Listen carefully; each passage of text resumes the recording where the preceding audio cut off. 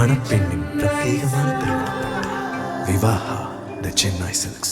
சினிமாடோ வியூவர்ஸுக்கு வணக்கம். இந்த வீடியோ ரிவ்யூல நம்ம பார்க்கிற திரைப்படம் பேசில் ஜோசப் நடிப்பில் உருவாயிருக்கும் மரண மாஸ். வாரம் 6 வாரம் அப்படிங்கிற மாதிரி மாதம் ஒரு படம் கொடுத்துட்டு இருக்காரு பேசில் ஜோசப். இயக்குனர் அப்படிங்கறத தாண்டி நடிகராகவும் இப்ப நிறைய ஹிட் படங்கள் கொடுத்திருக்காரு. சமீபத்துல வந்த பொன்மான், குருவாயூர் அம்பல் நடையில் இப்படி நிறைய படங்கள் உதாரணங்களா சொல்லலாம். ஸோ இந்த படம் ஒரு dark humour plus crime thriller அந்த காம்போட உருவாக்கிற படம் அப்படின்னு சொல்லலாம். ட்ரெய்லர் பார்த்தப்போ ஒரு இன்டர்வியூக்கான ஒரு சீரியல் கில்லர் டிராமா அப்படிங்கிறது தெரிய வந்தது. ஸோ அந்த த்ரில் ஃபேக்டர் இந்த படத்தில் எந்தளவு ரீட்டைன் ஆயிருக்கு. அண்ட் டார்க் ஹியூமர் அப்படிங்கிறது ஒரு ரொம்ப ட்ரிக்கியான ஒரு வேலை இல்லையா? ஸோ அதை இந்த படத்தில் இந்த அளவு சரியாக செஞ்சுருக்காங்க. இது எல்லாமே இந்த ரிவ்யூவில் பார்க்கலாம். வாங்க ரிவ்யூக்குள்ள போகலாம். படத்தோட ஒன்லைன் என்ன அப்படிங்கிறத பார்த்தலாம். எர்ணாகுளம் பக்கத்துல வள்ளிக்குன்னு அப்படிங்கிற ஒரு கற்பனையான ஊர். அந்த ஊர்ல ஒரு சீரியல் கில்லர் உலாவுறாரு. அவரோட டார்கெட் யாரு அப்படின்னு பாத்தீங்கன்னா 70 வயது தாண்டிய முதியவர்கள். தொடர் கொலைகள்னால அந்த ஊரே பீதியா இருக்கு. இன்னொரு பக்கம் இன்னொரு விஷயத்துக்கும் அவங்க பீதியாகிறாங்க. அது யாரு அப்படின்னா பேசில் ஜோசப்போட லூக் கேரக்டர் பார்த்துதான். ஏன்னா அவர் பண்ணாத அட்டகாசம் இல்லை, ஊர் மக்களை மாட்டி விடாத வம்புகள் இல்லை. ஸோ அதனால அவர் எப்படியாவது இந்த நாட்டை விட்டே கடத்திடணும் அப்படின்னு அவங்க பிளான் போட்டுட்டு இருக்காங்க. லூக்குக்கு ஒரு லவ் இன்ட்ரெஸ்டும் இருக்காங்க. அந்த லவ் இன்ட்ரெஸ்ட் பின்னாடி சுத்துறது இதுதான் அவரோட பிரதான வேலையா இருக்கு.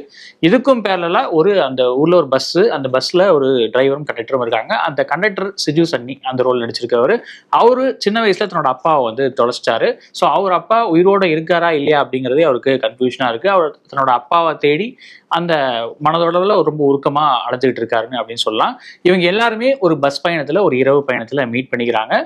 கூடயே அந்த சீரியல் கில்லரும் சரி, அந்த சீரியல் கில்லரோட நெக்ஸ்ட் டார்கெட்டும் சரி, எல்லாருமே அந்த பஸ்ல இருக்காங்க. ஸோ அந்த பஸ் பயணம் எப்படியான ஒரு பயணமா இருந்தது, சீரியல் கில்லர் எக்ஸ்போஸ் ஆனாரா இல்லையா, அண்ட் ஃபைனலி பேசில் ஜோசப் தன்னோட லவ் இன்ட்ரெஸ்ட்டை சேர்ந்தாரா இல்லையா அப்படிங்கிறது தான் இந்த படத்தோட கதை. படத்துல நடிகர்களோட பங்களிப்பெல்லாம் எப்படி இருந்துச்சு அப்படிங்கிறத பார்த்தலாம். லூக் பிபி அப்படிங்கிற ஒரு அட்ராசிட்டி பண்ற கேரக்டர்ல பேசில் ஜோசப் தொடர்ந்து நிறைய ஹிட் படங்கள் கொடுத்திருந்தாலும் அது எல்லாமே வேற ஜான்ரு சேர்ந்தது அப்படிங்கிறது இங்க ஹைலைட்டான விஷயம்.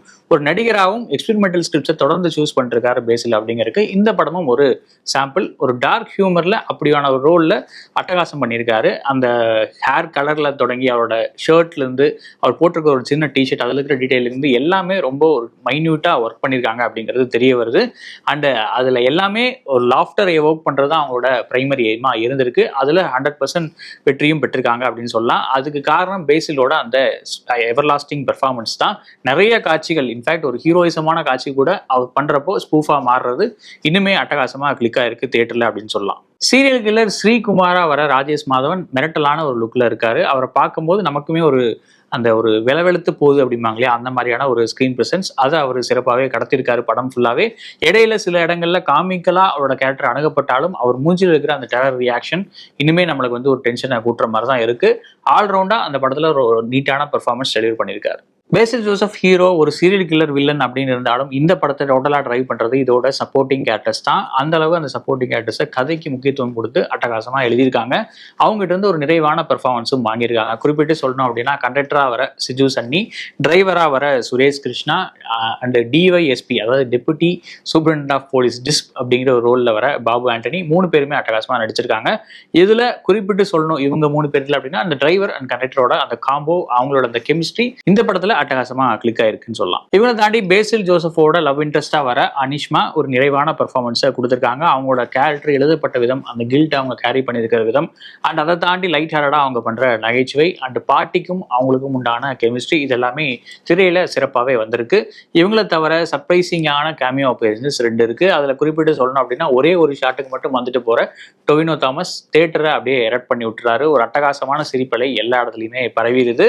அண்ட் குரு சோமசுந்தரத்துக்கும் ஒரு நீட்டான ஒரு கேமியோ. படத்தோட பாசிட்டிவ்ஸ் என்ன அப்படிங்கிறத பார்த்தலாம். டைரக்டர் சிவபிரசாத் ஒரு என்கேஜிங்கான ஒரு டார்க் காமெடியை கொடுக்க ட்ரை பண்ணியிருக்காரு. டார்க் அப்படிங்கிறதோட டேங் அப்படின்னு கூட சொல்லலாம். இந்த வைப்ல புரியுற மாதிரி சொல்லணும் அப்படின்னா அந்த அளவு ஒரு டார்க் காமெடியிலே ஒரு உச்சத்தை தொட்டிருக்காங்க அப்படின்னு கூட சொல்லலாம். இதுக்கு ஏபிளான ஒரு சப்போர்ட் அவருக்கு ஸ்டோரி ஸ்கிரீன் பிளேல சைஜு சன்னி பண்ணியிருக்காரு. ரைட்டிங் ஒர்க்கை தாண்டி அவர் அந்த முக்கியமான கண்டக்டர் ரோலையும் நடிச்சிருக்காரு அப்படிங்கிறது குறிப்பிடத்தக்கது. படத்துல ஆங்காங்கே வர ரெஃபரன்சஸ், அதுவும் குறிப்பா மெர்சலோட அந்த ரெஃபரன்ஸ், மார்க்கோவோட அந்த ரெஃபரன்ஸ், மார்க்கோ மட்டும் இல்லை, நிறைய மலையாள படங்களோட ரெஃபரன்ஸும் அங்கங்கே வந்துட்டு போகுது. அது எல்லாமே ஒரு ஈஸ்டர் எக்கா, ஒரு பாசிங்கா மட்டும் இல்லாமல் கதைக்கும் ஒரு கான்ட்ரிபியூட் பண்ற மாதிரியான ஒரு விஷயமா இருந்தது. ஆரோக்கியமான விஷயம். அந்த அளவுக்கு இந்த ஸ்கிரிப்டுக்கு நல்லா ஒர்க் பண்ணியிருக்காங்க அப்படிங்கிறது எவிடென்ட்டா தெரியுது. கிட்டத்தட்ட ஒரு சீரியல் கில்லர் கதையை ரொம்ப சீரியஸா எடுத்துட்டு போகாம காமெடி ஆங்கிள் அணுகணும் அப்படிங்கிற இன்டென்ஷன் நமக்கு நல்லாவே புரியுது. அதுவும் எந்த அளவுக்குன்னா ஒரு டார்க் ஹியூமர் அப்படிங்கிறது நிறைய இடங்கள்ல வெளிப்பட்டிருக்கு. பட் இதெல்லாம் தாண்டி அந்த ஹியூமரஸா அணுகியிருந்தாலுமே ஒரு சில இடங்கள்ல ஒரு சில சிச்சுவேஷன்ஸ்ல அந்த டென்ஷன் வந்து ஏக்கச்சக்கமா பில்டப் ஆகுது. குறிப்பா இன்டர்வல் பிளாக் நோக்கி வர சீன், அந்த இன்டர்வலுக்கு அப்புறம் வர ஒரு ட்விஸ்ட், இதெல்லாமே நிறைய இடங்கள்ல நமக்கு அந்த பல்ஸ் மீட்டர் எகிரி வச்சிருக்குன்னு சொல்லலாம். பட் அந்த எல்லா சிச்சுவேஷனையும் அந்த மொமெண்டத்திலேயே ஹேண்டில் பண்ணாம திரும்ப அதையே காமெடியா மாத்தி ஒரு சீனுக்குள்ள கொண்டு வந்துடுறாங்க. இந்த ஃப்ளோ அப்படிங்கிறது ரொம்ப ஆர்கானிக்காவே இருக்கு. இந்த இடத்துல இந்த மாதிரி காமெடி டிரான்ஸ்ஃபர்மேஷன் வரும்னு நம்மள எதிர்பார்க்கிறோம். அதே மாதிரியே அந்த காட்சியும் மாறிடுது. அந்த அளவுக்கு அந்த ஆர்கானிக் ஃபீலுக்கு நம்மள வந்து செட் பண்ணிடுறாங்க. அது இந்த படத்தோட ஸ்கிரீன் பிளே எவ்வளவு நல்லா இருக்கு அப்படிங்கிறதுக்கு ஒரு எக்ஸாம்பிள். இந்த படத்தோட இன்னொரு பெரிய பிளஸ் என்ன அப்படின்னா, பேசில் ஜோசஃபோட நடிப்பை தாண்டி அவரோட கேரக்டர் எழுதப்பட்ட விதம், அவருக்கு கொடுக்கப்பட்ட வசனங்கள், அதை அவர் சிறப்பாக டெலிவர் பண்ணியிருக்காரு. அப்படின்னாலுமே ரைட்டிங்லையுமே அது ரொம்ப ஸ்ட்ராங்காகவே இருக்கு. எல்லா கேரக்டரோடையும் அவர் இன்டராக்ட் பண்ற விதம், அவங்களுக்கு கவுண்டர் கொடுக்குற அந்த உடல் மொழி, அந்த டைலாக்ஸ் எல்லாமே ரொம்பவே கிளிக் ஆயிருக்கு. இதனாலேயே ரொம்ப சுமாரா கிளீஷேவா எழுதப்பட்ட காட்சிகள் கூட நல்லாவே தியேட்டர் மெட்டீரியலா மாறி இருக்கு அப்படின்னு சொல்லலாம். அண்ட் இதெல்லாம் தாண்டி சோஷியலா சில ஐடியாஸை டச் பண்ணியிருக்காங்க. அதுல பொலிட்டிக்கல் சட்டையரா சொன்ன விஷயங்கள், யூடியூபர்ஸ் இன்ஃப்ளூயன்சர்ஸை கலாய்ச்ச விதம், டிவி சேனல்ஸ் டிஆர்பிக்காக பண்ற பில்டப் ஸ்டோரிஸை கலாய்ச்ச விதம், இது எல்லாமே ஸ்டோரிக்குள்ள நல்லா பொருந்தி வந்திருக்கு. ஒரு சீரியல் கில்லர் லூஸ்ல இருக்கார் அப்படிங்கிறப்போ இந்த மாதிரியான சட்டையரை ரொம்ப ஆர்கானிக்காவே உள்ள பிளேஸ் பண்ணியிருக்காங்க. இதை தாண்டி அந்த டேட்டூ ஐடியா ரொம்ப ஒரு நல்ல மெட்டீரியல். அந்த கடைசியில் ஒரு ட்விஸ்டும் ரொம்ப அன்எக்ஸ்பெக்டடாகவே இருந்துச்சு. முதல் ஒரு அரை மணி நேரம் 40 நிமிடங்கள் தாண்டி பெரும்பாலான காட்சிகள் இரவுல தான் எடுக்கப்பட்டிருக்கு. ஒரு இரவுக்குள்ள நடக்கிற கதை மாதிரி தான் இதை அணுகியிருக்காங்க. அதுக்கு ஏற்ற மாதிரியான ஒரு work cinematographer Neeraj Ravi deliver பண்ணியிருக்காரு. அவங்களோட சேர்ந்து சாமன் சாக்கோவோட எடிட்டிங்கும் இந்த படத்துக்கு பக்கபலமா இருந்திருக்கு. ஜேகே எங்கெங்கெல்லாம் அந்த த்ரில் மொமெண்ட் தேவையோ அங்கெல்லாமே பக்காவான ஒரு பேக்ரவுண்ட் ஸ்கோரை கொடுத்துருக்காரு.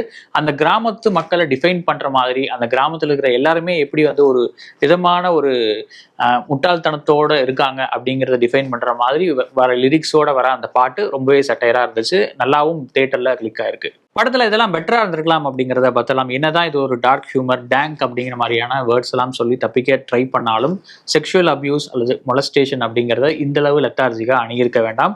அதை ஒரு ரெஸ்பான்சிபிலிட்டியோட அணுகியிருக்கலாம். அதை டார்க் ஹியூமரா மாத்தினது அப்படிங்கிறது கொஞ்சம் எனக்கு உறுத்தலாவே இருந்துச்சு. அதுதான் கதையோட மையக்கரு. அதுக்கப்புறம் அந்த ஒரு பர்டிகுலர் 2 சீனுக்கு அப்புறம் அந்த ஒரு கேரக்டரோட எண்டுக்கு அப்புறம் அதை வந்து டோட்டலா வேற மாதிரி மாத்திட்டாங்க அப்படின்னாலுமே ஸ்டில் அந்த அப்ரோச் வரைக்கும் இப்படி பண்ணது கொஞ்சம் எனக்கு உறுத்தலாக இருந்துச்சு. அதை இன்னும் கொஞ்சம் மெச்சூரிட்டியோட ஹேண்டில் பண்ணிருக்கலாம். அண்ட் கதையில சம்பந்தப்பட்ட எல்லா கேரக்டர்ஸும் அந்த பஸ்ல ஏறணும். அந்த பஸ் பயணம் எப்படி இருக்கு அப்படிங்கிறதா இந்த படத்தோட மைய கதையே. பட் ஸ்டில் அந்த மைய கதையை தொடர்றதுக்கு, அதாவது எல்லா பேசஞ்சர்ஸும் பஸ்ல வந்து அசம்பிள் ஆகிறதுக்கு கொஞ்சம் டைம் எடுத்துக்கிறாங்க. யூஸ்வலான மலையாள டெம்ப்ளேட்ல அந்த 30-40 மினிட்ஸ் கதைக்கு தேவையான ஃபோர்ஸோட இங்க நமக்கு முன்னாடி கொடுத்துட்டே இருக்காங்க. அந்த முன்கதை அப்படிங்கிறது கொஞ்சம் லென்த்தியா போயிட்ட ஃபீல் இருக்கு. பட் அதுல டீட்டெயிலிங் இருந்தாலுமே அதுக்கப்புறம் வர காட்சிகள், அதுக்கப்புறம் வர 2ஆம் பாதி இதெல்லாம் பார்க்குறப்போ அந்த என்கேஜிங் ஃபேக்டர் அப்படிங்கிறது ஃபர்ஸ்ட் 30-40 மினிட்ஸ்ல கொஞ்சம் மிஸ் ஆகிற ஃபீல்ல இருக்கு. அடுத்ததாக சுவிட்ச் போட்ட மாதிரி எமோஷன்ஸை மாற்ற ட்ரை பண்ணியிருக்காங்க. ஒரு இடத்துல ஹியூமரா அணுகப்பட்ட காட்சி அதுக்கப்புறம் திடீர்னு எமோஷனலா ரொம்ப ஒரு சென்டிமெண்ட்டாக மாறுது. அதுக்கப்புறம் திரும்ப அதே ஹியூமரா வச்சு ஸ்பூஃப் மாதிரி சட்டையர் மாதிரி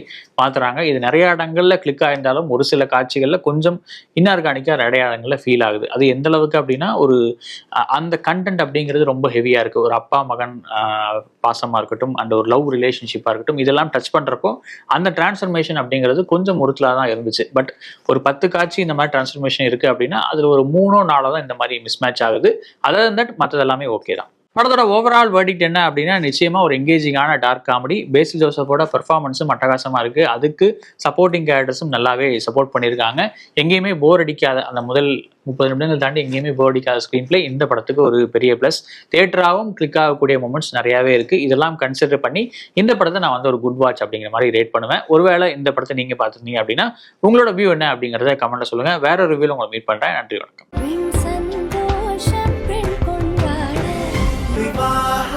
மணப்பெண்ணின் பிரத்யேகமான திருமணம் விவாஹா தி சென்னை சில்க்ஸ்.